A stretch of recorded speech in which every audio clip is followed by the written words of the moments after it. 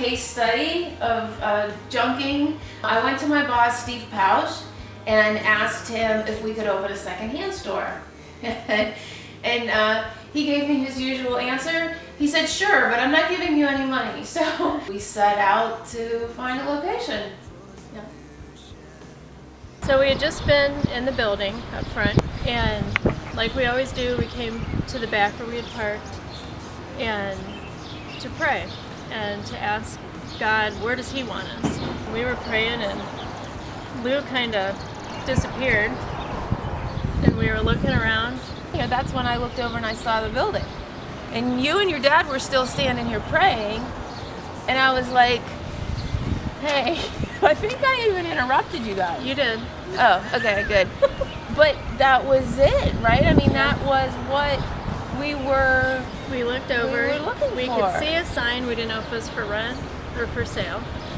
And we went over, and it was for sale. So we knew we couldn't afford them for rent. $2,400 a month, $1,700 a month, all the numbers we kept getting. So we're like, how are we going to afford for sale? And I called the number and left a message. We found out that the bank was actually foreclosing the property.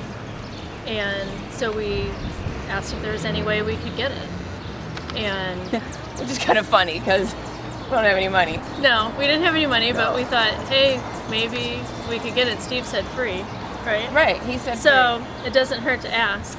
And I started explaining what our ministry was about. And so this is where it gets really good. yeah, Okay.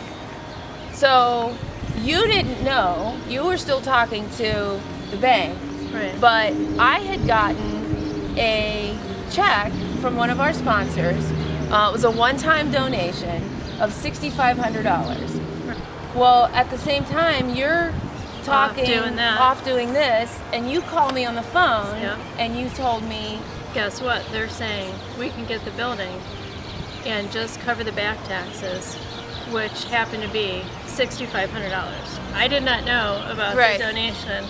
And Lou was like, you're not going to believe this. yeah. But So when you told me, we're we both in found a shock building- at the number of $6,500. Right. So this is why we call this one of our 3:20 stories. Ephesians 3:20 says that God is able to do immeasurably more than all we can ask or imagine. My boss had no idea when he told us to pursue this as far as we could that we would end up with a building, our own. And We had no idea. no, we didn't either. But this is the fun part of it, right? Oh, yeah. Walking with Christ is an adventure. And this has been a faith builder for us. We just did what we thought we should do. Go places, look at things, pray. We would have never known that this is what was going to happen. So we're ready to take the next step.